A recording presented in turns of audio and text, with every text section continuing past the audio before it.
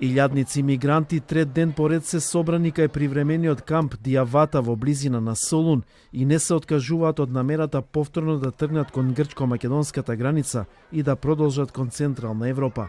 Ситуацијата е тензична, грчката полиција интервенирала со солзавец откако дел од мигрантите кои повторно сакаа да го напуштат импровизираниот камп фрлаа со камења кон полицијата. Неколкумина мигранти, меѓу кои деца, побарале помош.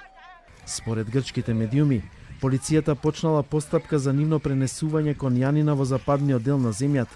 Грчките власти кои тврдат дека мигрантите се мобилизирале поради лажни вести објавени на социјалните мрежи се децидни. Нема да им биде дозволено да го напуштат регионот и дека нема да бидат отворени границите кон други земји. Меѓу мигрантите има и провокатори кои сакаат да создаваат тензии.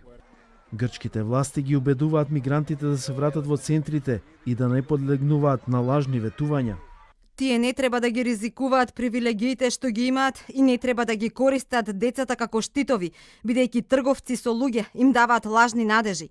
Постепено ќе бидат убедени да се вратат во структурите каде што се згрижени. Нема да им биде дозволено да ја напуштат Диавата.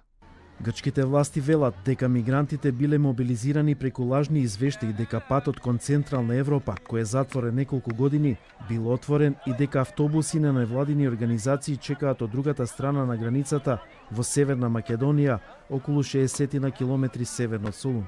Дел од мигрантите кои од железничка станица во Атина сакаат да тргнат на север, ја напуштија станицата и се вратија во камповите, со што железничкиот сообраќај кој беше во прекин се нормализира.